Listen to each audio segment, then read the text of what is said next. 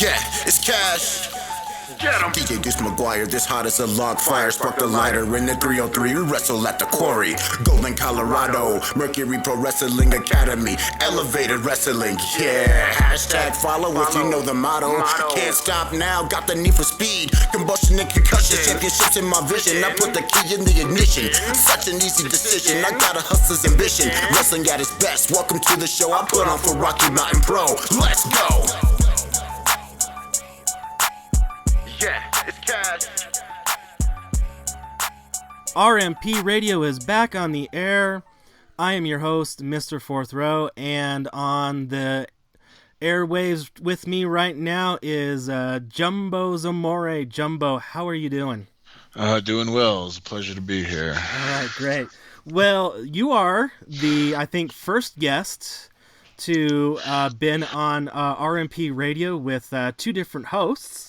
So that's going to be fun. Yes. So like we do on RMP Radio, we kind of break it down and get to know a little bit more about the person behind the wrestler. And so I wanted to kind of pick up with where you kind of talked with Austin Reddick a little bit. And you're kind of a big, I don't know, fan, or you just kind of like to stay educated on conspiracy theories and things of that nature. So what kind of you have your eye on right now? What are you kind of researching and looking into and all that kind of stuff? Yeah, so again, just like wrestling, I like things that blur the line between reality, and sometimes I feel that, things are a lot more true than what we, get told. But recently, I've been keeping up with a lot of technology that I feel is at our horizon. Technology that for example, cryptocurrencies that right now kind of are at their infancy, but will soon be a part of our everyday life. And there's also conspiracies like like gravity, anti-gravity, and that we're around the corner with that. And if we do come out with anti-gravity, then that's going to totally change humanity, as a whole, and how we operate. So I'm very excited when I read these things, and I wish that they were to be true. And I don't know how deep, I don't know how true they are.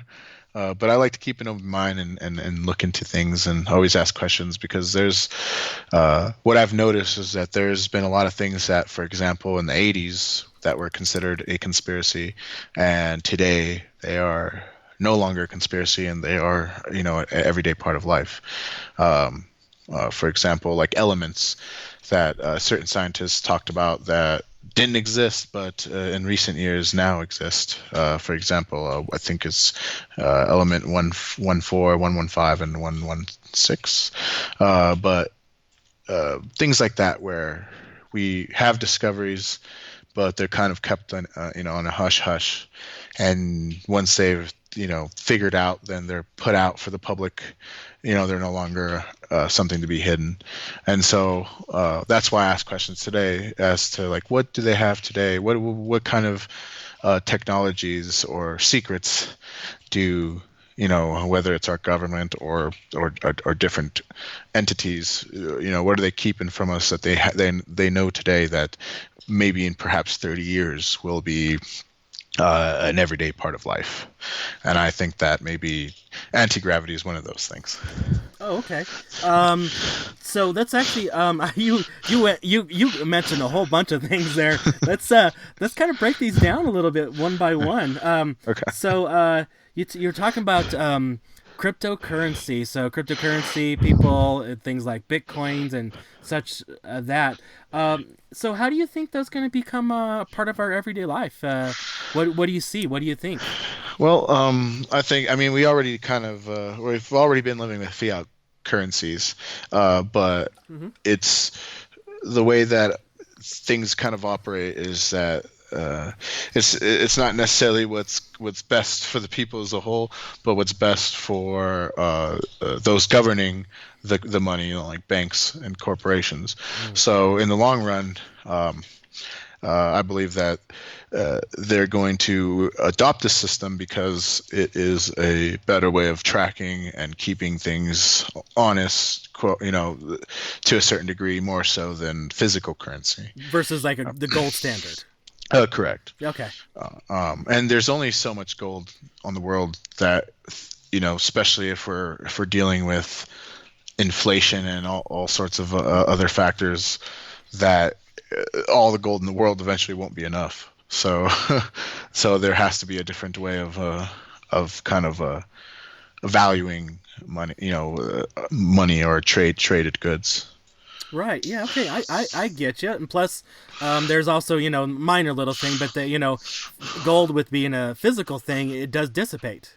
Yes. It's physically dissipating, year after year. So I mean, slowly but surely.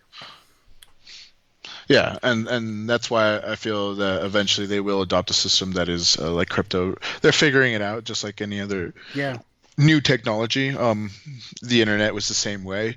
There's lots of scares when the internet first came about, and then the internet boom happened. A lot of people then decided, hey, it's safe. Let's put money into it. People are making money, and then of course the crash happens because too much money in too fast.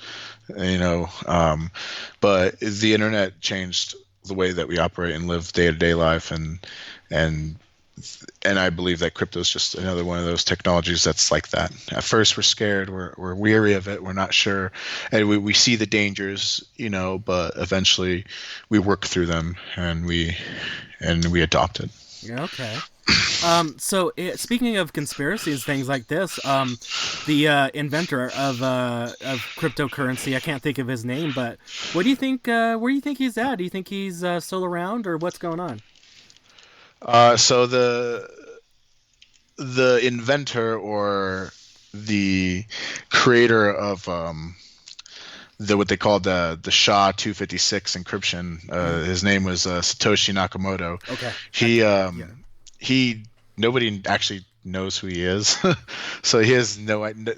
Right. There's people that have come forth and claimed to be him but can't prove that he's him. Right. But nobody really knows if it's a person or a pseudonym or something, or like a corporation that just went by Satoshi Nakamoto. But nobody really knows who created it, so that's the biggest question there. But people have definitely figured out what he did and the technology, how he created it, and that's why now you see hundreds of different kind of coins out there. Right. Yeah. Okay. I just was curious about what your take on that is, because he, in a way, he kind of did things right, huh? Yeah, in a way. I mean, he put out a blueprint for how to a system, I guess, a cashless system that could be traced and tracked. The only thing, and it's encrypted. The only thing is that you don't know exactly where these, where the pathways are. It's very encrypted. So there's a lot of argument that it could be used for nefarious reasons, or but at the same time, it's a very good technology because it keeps every last transaction ever made from its very origin tracked and logged, and due to that, it has a lot of processing that needs to be done, and because of that, that is why miners or Bitcoin miners came to be, because it needs all that power, and that's why it incentivized those who mined, and that's why you hear about Bitcoin miners and people that mine, and they're just basically processing transactions of the coin itself, and it's basically scanning back to the very first time the coin was used all the way to the very current state to make sure that the coin is legit, it's real, it wasn't made up, it wasn't just created out of thin air, and that it and so that's where it's secure in that way. But I think they're still figuring it out, and once they figure out this more security measures as far as how to log and track where the coin comes from, they're going to adopt it, because then they're going to be able to stop anybody using it for illegal means, or at least trace back money used for illegal means to to those using it. Yeah. So what do you think? What steps do you think are going to have to happen before this becomes like you said, a part of everyday life to have cryptocurrency or Bitcoin or whatever? For the average person? Yeah, so they just have to basically figure out security, and once the problem with cryptocurrencies is that because it's such a large transactional, everything's logged with every transaction. Eventually, it's like that's why there's an inflation with the coin, because eventually it's going to reach so high that the coin is going to be worth, if it's held in value, the processing power needed to process future transactions is going to be tremendous. And so they're figuring out how to do it that's in a way that's not going to require a whole factory filled with computers processing transactions. Okay. I see. Yeah, and I know. For example, I know some companies and stuff take Bitcoin as payment. Like, for example, I'm a Dish Network customer, and I know when I log in, it asks me, do I want to pay by credit card, et cetera, et cetera. And then one of the options is, do I want to pay by Bitcoin? And I'm like, what?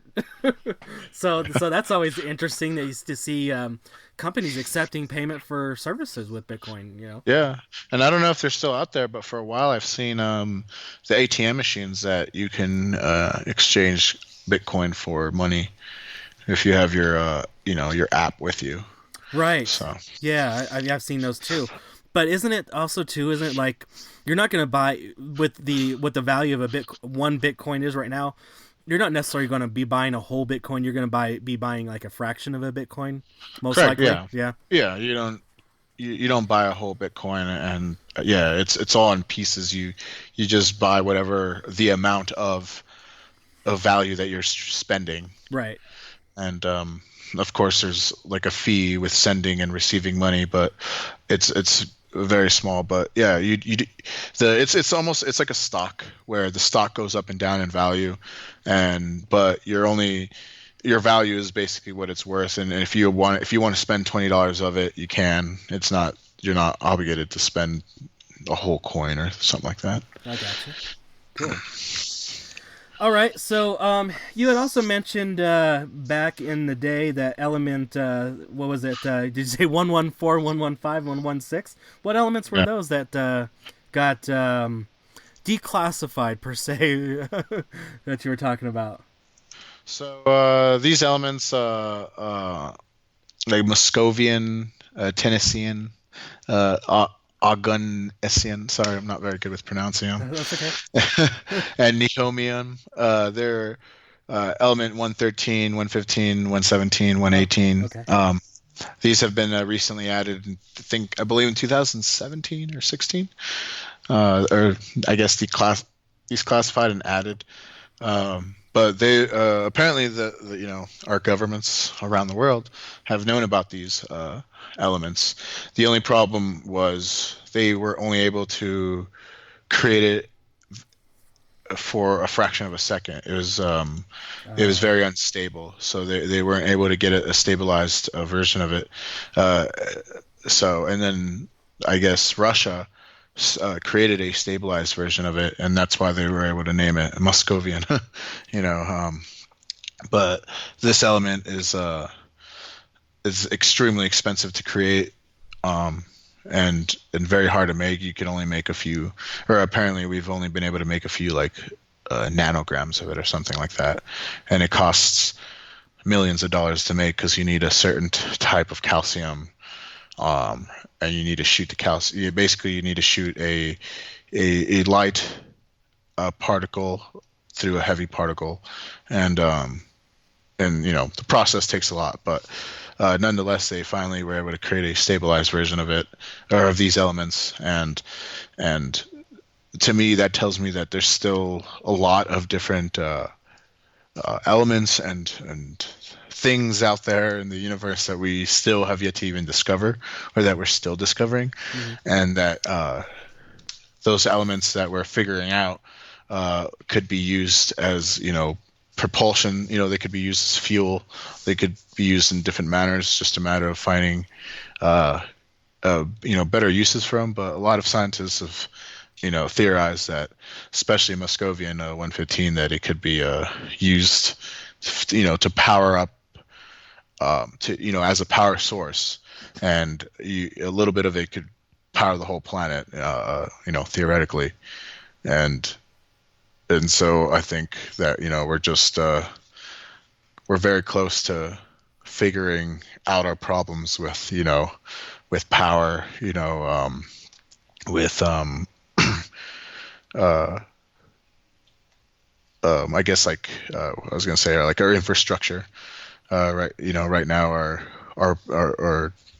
we're relying too much on, energy that is not going to last, like fossil fuels, things like that. Right. And I think a lot of scientists are always looking for new answers and are always finding new things. And I think these elements are going to help with that. And it's, maybe help discover new elements even. But one scientist, I would need to find his name, but, speculated that we can, they determined that, gravity was a wave and not a particle.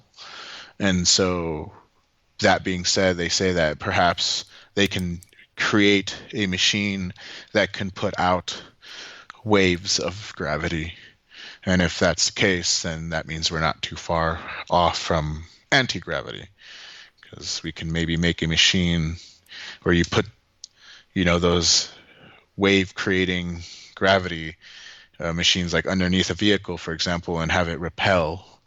And there we go. Like, I'm just excited about the near future. I'm hopefully these things are true and they happen within our lifetime.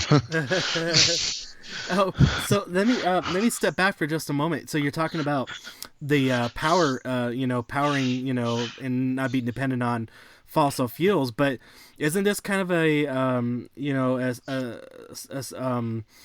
circular history kind of thing? Because, I don't know if you remember, how well this, at least what I understand from history, is the reason why we are dependent on fossil fuels, especially oil for like vehicles and stuff like that, oils, gasoline, etc.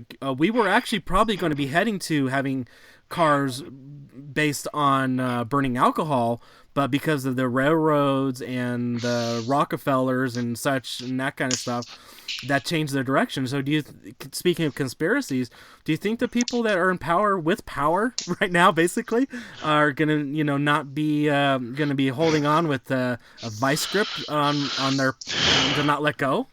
I believe that they kind of dictate the way the world works, if in fact they are as powerful as people say they are.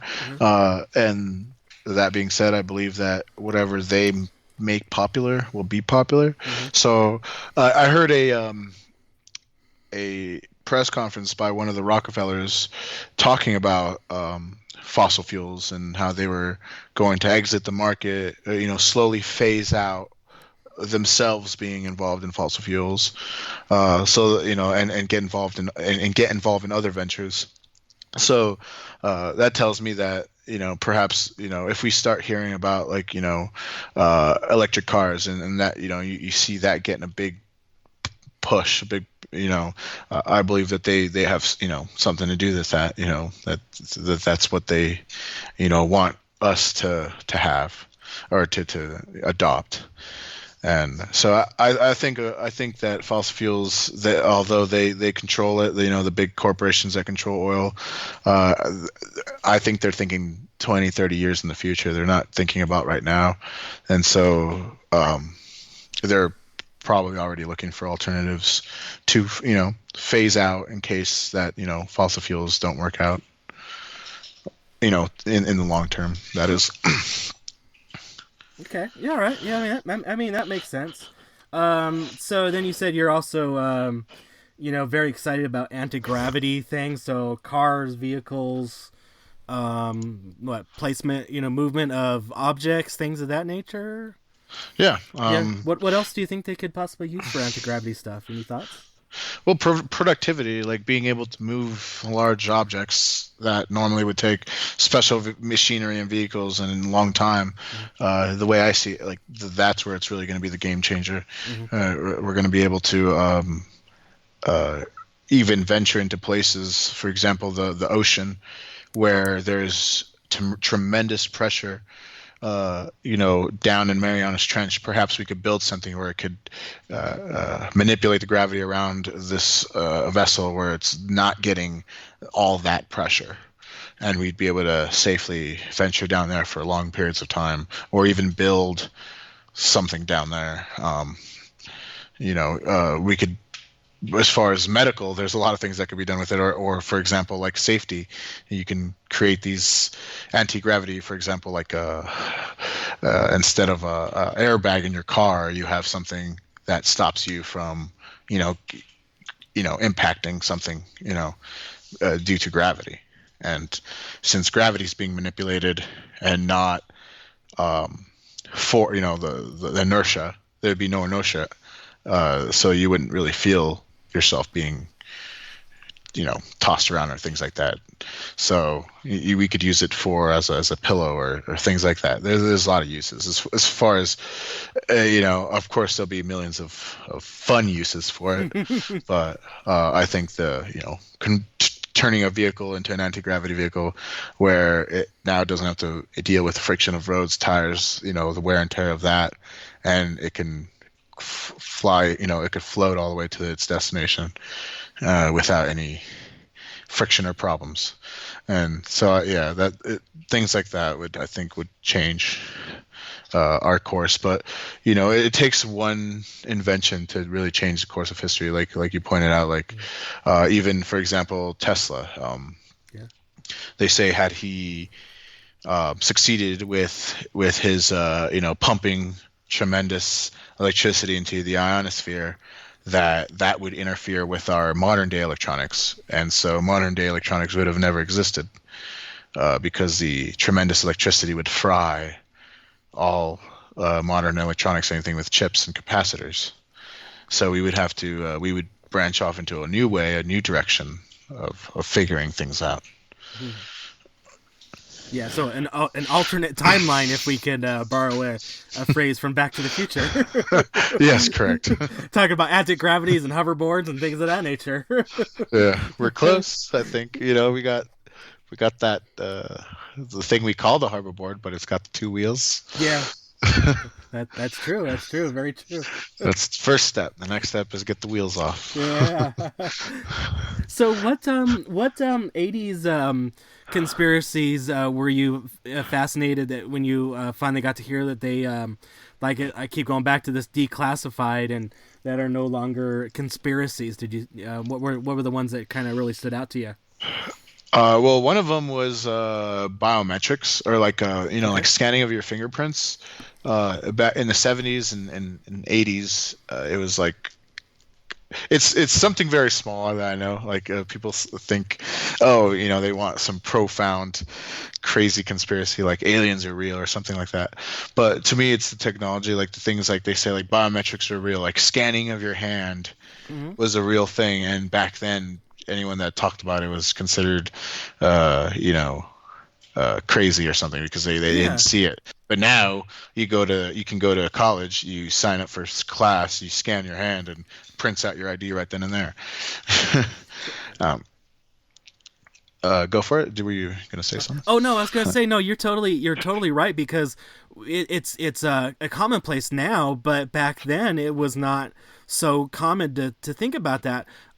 For example, in my life, I know my one of my uncles is a really big car person, and he always talking about things that they invented in cars, years and years ago, like electric windows back in the 30s and 40s, when they were not in cars, they were already working on them. They just weren't in production, production vehicles, things in that nature. So it's kind of like the same kind of parallel things that, that they were doing back, now that we've had time to adjust them to now be in our society and be a norm that that's like you were saying, now they're commonplace, and they're people now go, well, what do you mean that's a amazing thing? It was like, well, you got to think back, you got to go back and think about what society was like back when they first thought about trying this kind of stuff. Yeah, correct. And another example is like weaponized weather or controlled weather, for example. It's now becoming slowly declassified, where they're saying, yes, we have these facilities, but a long time ago they were just a theory that people could control the weather, and I don't think we can the way that people imagine. But the fact that we do have facilities that's pumping a lot of electricity into the air, just into our atmosphere, just to see what happens, tells me, that we're obviously experimenting with it. And now in our recent years that they've come out and said, yeah, we are experimenting with that. But could you imagine living in living in a world where we control the weather? If that's double-edged sword there. Yeah, well, I'd be like, 70 degrees all day long, every day. Yeah. No more winter, but yeah, how would that affect things? Yeah, no, that would be, God, now we're gonna have if the climate people are listening to this, they're gonna be coming after us now. Yeah. And another one too is microchipping. People theorize that we were going to be living in a world where everyone's tracked and traced and chipped, and everyone's actions are monitored and logged, and that's something that's already come true. We're not quite yet chipped, but we have a little device we can't live without called a cell phone. Mm-hmm. And that's pretty much step one, where we feed it information all the time of ourselves, so it's monitoring and logging everything we do. It has GPS, it has all that stuff. So that's, step one is the phone, and then I think step two would be that. And so I think that's another theory that was theorized in the 80s that is now slowly becoming real. Yeah, and we're all once you step outside your house, you have no expectation of privacy. And if you go into the gas station, you're going to buy groceries or whatever like that, you're on a camera, no matter what, every single day. Yeah. And I know with my job, I'm on a camera because I work at retail companies. I'm a vendor for retail companies, so I know I'm on a camera, so I know I'm tracking. I don't have any reasonable expectation of privacy if I'm outside my house. So. Yeah, and I mean, even in your home, like it used to be a conspiracy, and I remember as a little kid, it being made fun of, that when people said, "Oh, the government is watching you," or "the government has a capability of spying on you," and it was always this, they probably can, but but they're not kind of thing when I was a kid. Yeah. But now it's everywhere, where it's, yes, the government spies on you, but we're doing it for your protection or whatever. Now it's no longer hidden though. But whereas when I was even as a kid, it was something that was a conspiracy theorist, idea that the government would spy on you. And but today it's kind of part of, it's an expectation that they are, and that they're watching us and all that stuff. And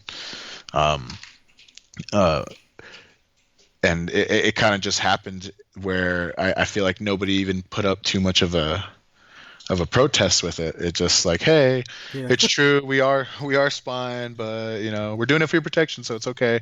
So, and then everyone was like, okay, yeah, that's fine. Yeah. The bunch of sheep that we are, huh? Yeah, those not wearing the tinfoil hats. So, okay, well then, going along that line, we were talking off air a little bit. You were actually mentioned something about conspiracy inventing tech, or being kind of influencing tech. What are your thoughts about that? Well, technology, profound technology is always kept a secret, especially when you have competing nations. He who discovers it is going to be at the forefront of it basically holds most of the power. And so there's a lot of technology that I feel that is kept a secret for that reason, that hey, we haven't quite figured it out yet, but we don't want to put it out there, because then for example, if we're worried about the Russians or the Chinese, they might discover it first and they might change the world before we can change the world. And so technology that being able to merge, for example, our computer with our brains. And, that's something that's being figured out. I know Elon Musk is got a company called Neuralink that's working on that. But at the same time, a lot of different corporations around the world are working on it. And it's these kind of technologies that, hey, whoever figures it out is going to be able to basically control over it. It's almost like he who lays the first cable lines, it rules over the internet and the phones. Yeah, and then everybody else has to pay for access. Yeah, correct. Oh, awesome. Oh, well, that's very cool. Well, gosh, Jumbo, I am totally out of questions, but this has been really exciting. But this week with our Rocky Mountain Pro is Shocktober week, and we've got lots of great events happening. Would you like to tell the listeners about that? Yeah, definitely. Shocktober this week, October 27th, it's going to be live at the Summit Music Hall starting at 6 p.m. If you haven't gotten your tickets yet, you can definitely contact me or anyone at Rocky Mountain Pro for tickets. But it's going to be one of the biggest events of the year that we have. We have a lot of crazy Halloween matches to look forward to. One that I can't wait to see is the casket match with Holodead versus Abaddon. That's going to be a hair raiser there, as well as getting to see me go one-on-one against Cormac Battle and see if I can put some RMP gold for the first time around my waist. So it's going to be a big show, and I hope anyone that's listening can make it. Yeah, and then leading up to Shocktober, we've got events on Thursday at the Quarry. We've got Rack House on Friday, and Romero's on Saturday, right, as well? That is right. It's going to be a whole weekend of action with us. It all starts Thursday with Charged, as you said, and it culminates at Shocktober that Saturday. All right. Or Sunday, I'm sorry. Okay, and then also people wanted to follow up with you on social media. Where could they do that? If they want to find me, add me on Twitter at Jumbo_RMP. You could also find me on Facebook at Jumbo_RMP or on Instagram at Jumbo_RMP. Okay, and you have any merch for sale as well? Absolutely. You can contact me for merch, or you could find my merch on Amazon or on RockyMountainPro.com. Awesome. Okay. Well, Jumbo, thank you for coming on to RMP Radio, and everybody keep checking with Rocky Mountain Pro this weekend, and have lots of fun with Shocktober week. Yeah. Yeah. Thanks for joining me, Jumbo. Thank you. Thanks for having me. Once again, a big thank you to Jumbo Zamore for coming on to this episode of RMP Radio and letting all the listeners get to know just a little bit more about him. It's a very big week for Rocky Mountain Pro, as it's Shocktober week. But before we do get there, let's talk about paying some bills, like they used to say back in the day. If you'd like to get some great merchandise from your favorite Rocky Mountain Pro superstars, head over to the website, rmpwrestling.com. Click on the merchandise link, or you can even click on into Amazon and search for Rocky Mountain Pro, and you'll be able to find everything there. This week, may I suggest picking up a Jumbo shirt. Upcoming events this week for Rocky Mountain Pro, and like I said, it is a big week. We're going to start it off on Thursday for Charged, heading into Shocktober. from the Jefferson County Fairgrounds in Golden, Colorado at the Quarry. Not to be missed, I tell you guys, this week, especially since last week, we did not have an event due to maintenance issues at the Jefferson County Fairground. So if you're going to get to a charged, I would suggest to get to this one. Then on Friday, the Rocky Mountain Pro Experience from the Rack House Pub. This one is a free event. Just we ask you to turn that money you would purchase a ticket into refreshments, support the Rack House Pub, and then while you're at it, go ahead and support your local wrestling talent as well. Buy a photo, buy a shirt, buy whatever else they may have at the local events. Then on Saturday is the last Romero's Canine Club for the season up in Lafayette. So that's going to be exciting, and it's a costume contest as well. So wear your best costume, and I believe you will win some gift card there from Romero's. Then on Saturday, we are going to cap off on Sunday, cap off the weekend for Shocktober, Nightmare on Blake Street from the Summit Music Hall. It's going to be great. Some headline matches, of course, we got the casket match, Abaddon versus Holodead, the Rocky Mountain Pro Championship of Marlon Bishop versus Sledge, and then, of course, the Tag Team Championship of Alex Anthony and Too Cold Scorpio versus the Tag Dudes, as well as some other great matches. The Austin Reddick's team versus the Colt to Cold team. So that should be fun as well. So if you guys want to get tickets to any of these events, head over to Rocky Mountain Pro Wrestling's website, rmpwrestling.com. Click on events. Of course, if you purchase tickets in advance, you do save some money if you do so versus showing up at the door. And then saving some even more money if you attend any of these events this weekend. If you want to get your Shocktober tickets even more cheaper, you can get them in advance, and basically you're saving the service fees there. So that's great.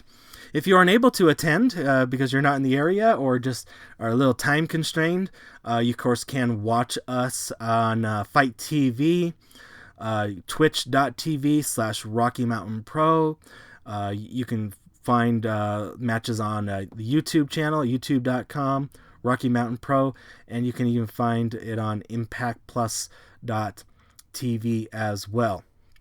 Want to follow us? Everything stems from the website, Rocky Mountain Pro Wrestling's website. That's rmpwrestling.com. And then social media, Facebook, Twitter, Instagram, all are the Rocky MTN Pro. That is the Rocky Mike Tango November Pro. And I want to thank you all for listening to this episode of RMP Radio, where pro wrestling is elevated.